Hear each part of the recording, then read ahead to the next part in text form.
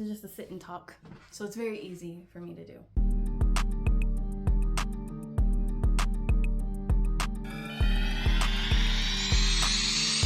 Number 14, take the time to understand others and why they say and do the things that they do or say. It's weird how I wrote that. We live in a world where a lot of people tend to be extremely reactive. So when they react, we react. And usually we don't think about why that person said what they said or why they did what they did. And it's understandable. We're human beings. We're emotional, you know, and things can get to us. I've learned how powerful it is to dig deep. I actually use this even in my day-to-day job. Like, for instance, I work with clients at my agency, and there are times where we have to deal with a difficult client. Yeah, sure, it would be very easy for me to just be angry and upset and call this client an asshole. But if I dig deep, I might find that it has nothing to do with us. For instance, there was a client, his site suddenly went down. And we didn't build his site, we maintained it for him, made changes on the site for him whenever he wanted. And he's just like, it had to have been you. No one else had access to the site but you. And so I'm trying to understand what happened, and I feel like you done it. So he was accusing me of, you know, pretty much messing up their site.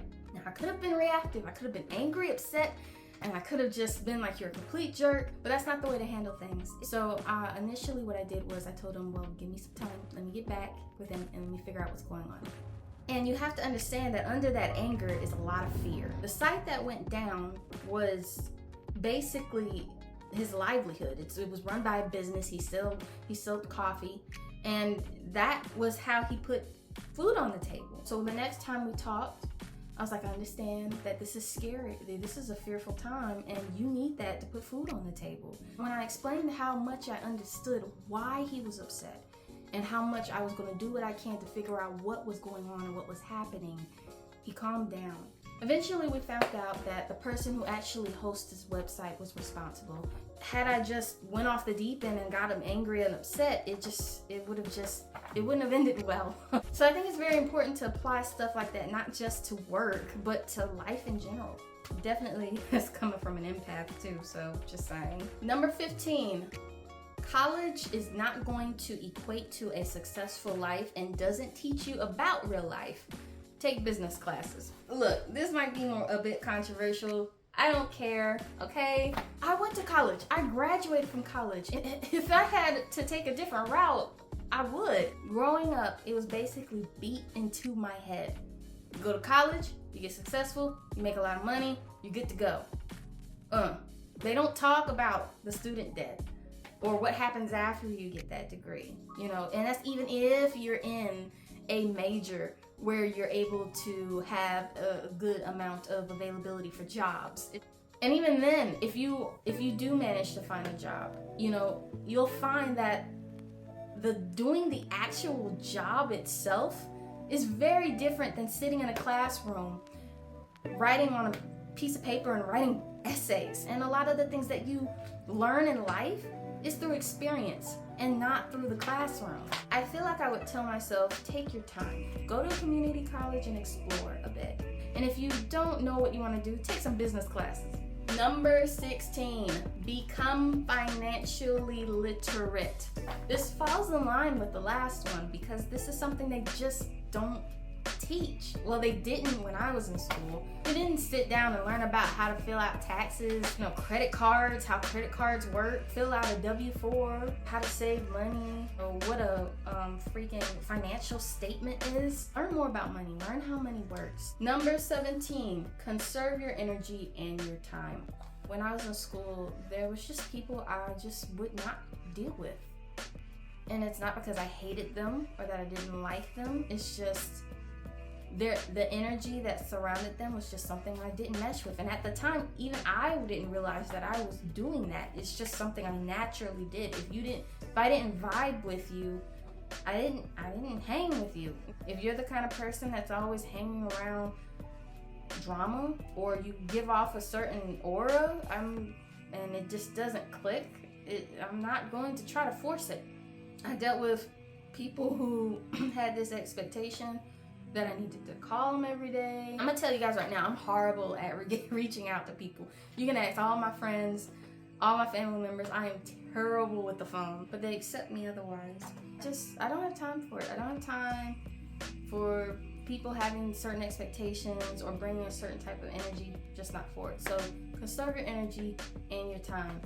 If you don't have time to hang out, then don't hang out. Do you. And this kind of falls in line with what I said earlier about, putting your needs before others. It's okay to do that. It's okay to say no. It's okay to say, I don't want to hang out today.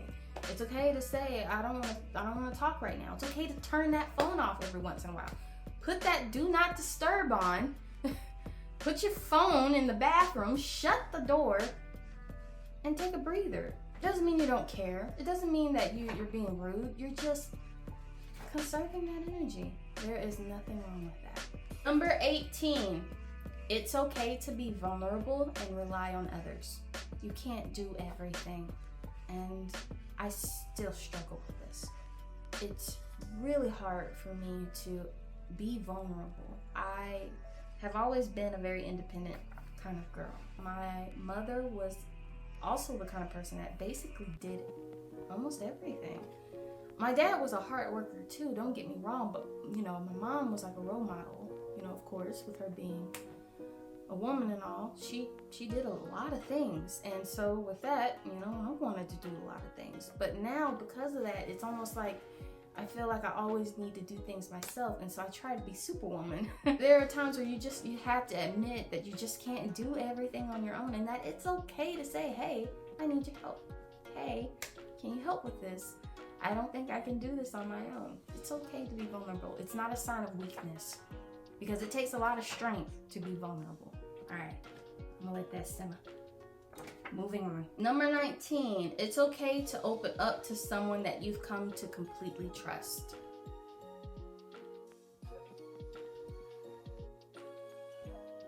Growing up, I had a lot of trust issues. I didn't really have the best school life. And through my past experiences, it has become very hard for me, even now, to open up to others. There's a very huge wall that's up, so it's hard for me to build connections sometimes. A good example of this is my best friend. So we actually grew up together. I've known her since first grade, and right around, I want to say 6th grade, she moved away. We would see each other sparingly, very sparingly, from time to time, if our mothers could gather the money and funds for us to meet up. Finally, when I graduated from college, she popped back up into my life, and I wasn't sure how to feel about her. And we've had this conversation before. I hope it didn't hurt her feelings, because it's not that I didn't like her. I still loved her as a friend. I didn't fully know her, who she was as a person. For the longest time, I had a wall up because I just didn't want to get hurt. And it wasn't until recently that I finally opened up to her about things and be comfortable with letting her know how I'm feeling and things like that. And I realized just how great of a friend I have in my corner. She's an amazing friend of mine, and I'm so glad to call her my best friend, but that took time.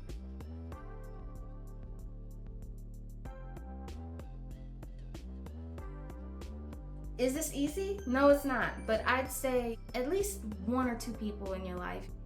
You never know just how much you need that person until they pop up in your life. Number 20, stay consistent. Oh my God, I struggled with this so much. I jumped from hobby to hobby to hobby. I have such a short attention span, it's nuts. I need a routine. If I don't have it, I'm gonna be all over the place. And I have the hardest time staying consistent. There's a lot of just going with the flow in my 20s. I just kind of did what I felt like I should do, could do, would do. Never finished hardly anything in my 20s. It's really frustrating looking back on it now, but it's like I'd start things and I never finish them. That has changed recently though, and I think it's because I incorporated more routine into my life. Number 21, don't be afraid to take risks. Now, I have always had a fear of taking risks.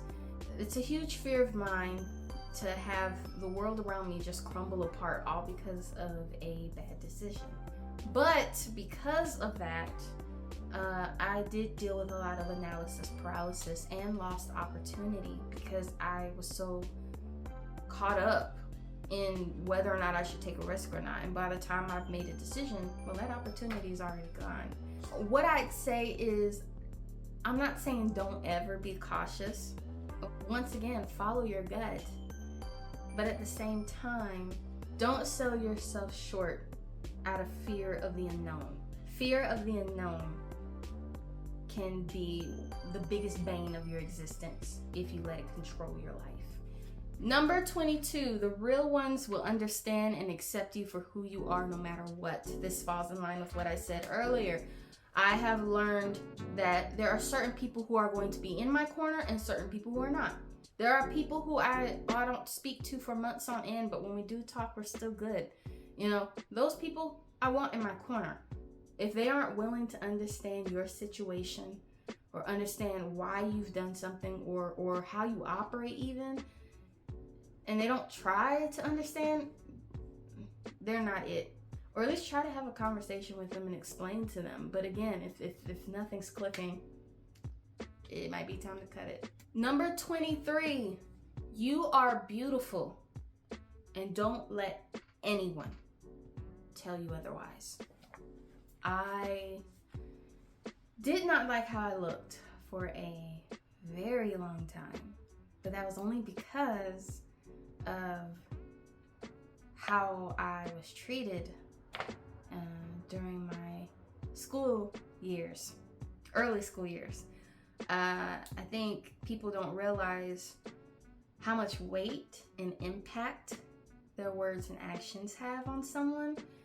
And it's easy to think, oh, well, they were just kids. You know, kids are just being kids. But you don't realize how much that can shape someone.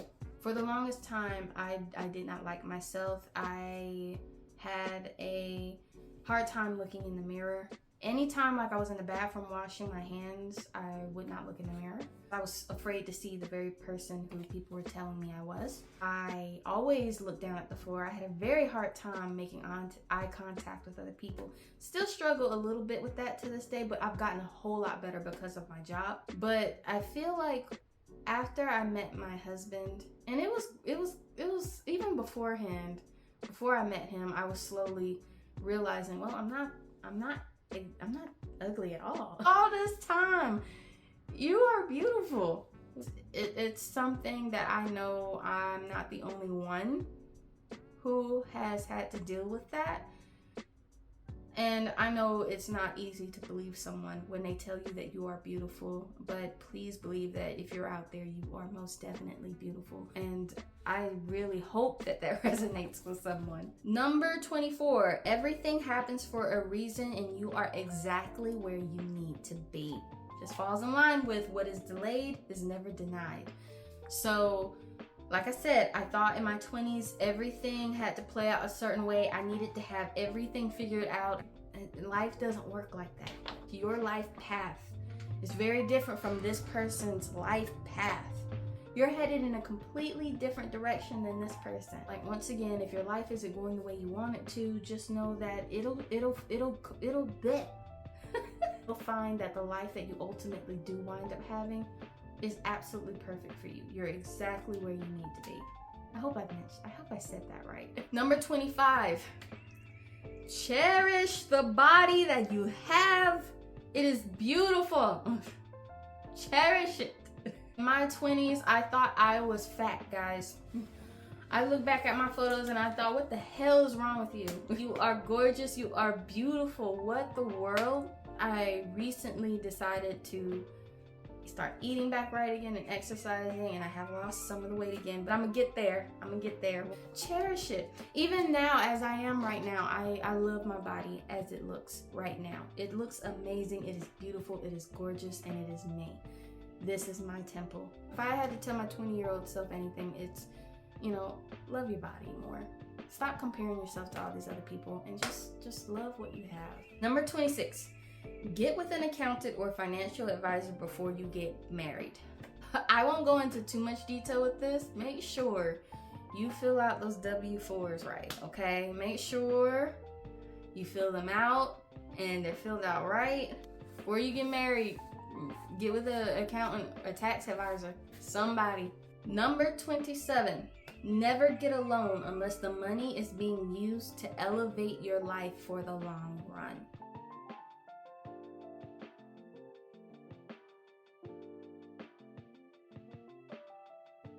I definitely made some mistakes with money, especially with loans in the past. And what I've learned is that only get a loan if it's for something that's going to upgrade your life. If it's for something small that you're struggling to make payments and you're scrounging for change and now you're trying to figure out how to put food on the table, unless this is going to upgrade your life in some way, shape, or form, it's not worth it. Or at least if you have yourself together in some way, shape, or form, and you have the ability to immediately pay that loan off in a quick and efficient manner, then okay, yeah, go ahead. Kudos to you. But what I'm saying is, don't get a loan and spend money on a $300,000 car and then wonder why you're struggling in life. Don't do it. Number 28, be kinder to yourself. It's okay if you aren't being productive. I'm going to be completely honest here. I still struggle with this. I feel like I always have to be doing something productive. If I spend a day or two and I don't do anything all day, I get depressed.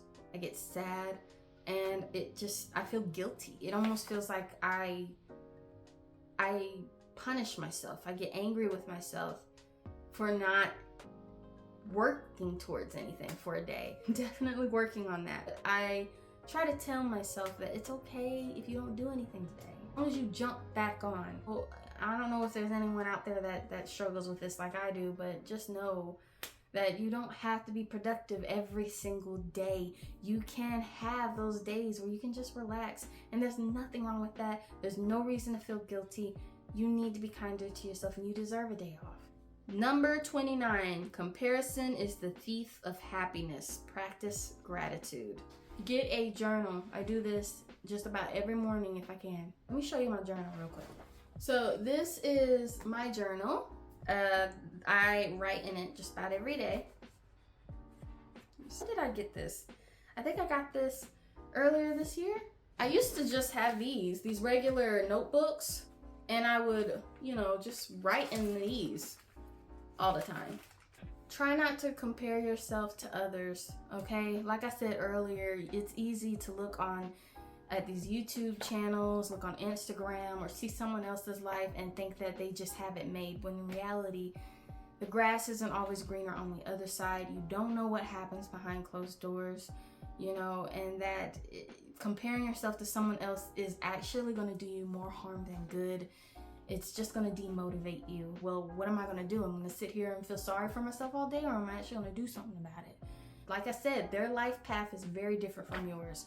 And finally, number 30, never settle for being treated any sort of way, no matter who it is. Refuse to be anyone's emotional punching bag. What do I mean by that? Well, guys, I'm an empath, and there are times where I even find that if someone's energy is strong enough, or if their emotions are strong enough, then I tend to take on those emotions. It's another reason why I don't like drama and conflict and certain people's energy, is because I can't handle it. I'll be with someone who's like completely angry all the time, and I find suddenly I'm angry all the time. It's mentally exhausting for me. What I try to do is basically set boundaries. If somebody comes at me a certain way, I'm gonna let them know. I don't approve of that. I didn't like that, and I'm not gonna stand for it. It doesn't mean that I'm angry. It doesn't mean that I'm trying to be rude in any sort of way. It's just I'm protecting myself, as I should, as you should. Absolutely not. Just be mindful of that, you guys. You're worth more than that. You definitely are worth more than that. I have a bonus one. Try not to grow up too fast. Enjoy your youth. I love where I'm at right now though. I do. As a person, mentally, physically, I do love where I'm at. But there are times when the knees start popping, my Rice Krispies. Love and enjoy and cherish the time of where you're at right now in life. Because you're going to turn around one day and be like, whoa. Whoa, when did I get here? All right, guys, those are the 30 things I learned after turning 30. I hope this video inspires you to reflect on your own experiences. I hope it makes you dive deeper into your own personal lessons that you've learned in life. Thank you for watching this video, and I will see you guys in the next video. Talk to you guys later. Bye.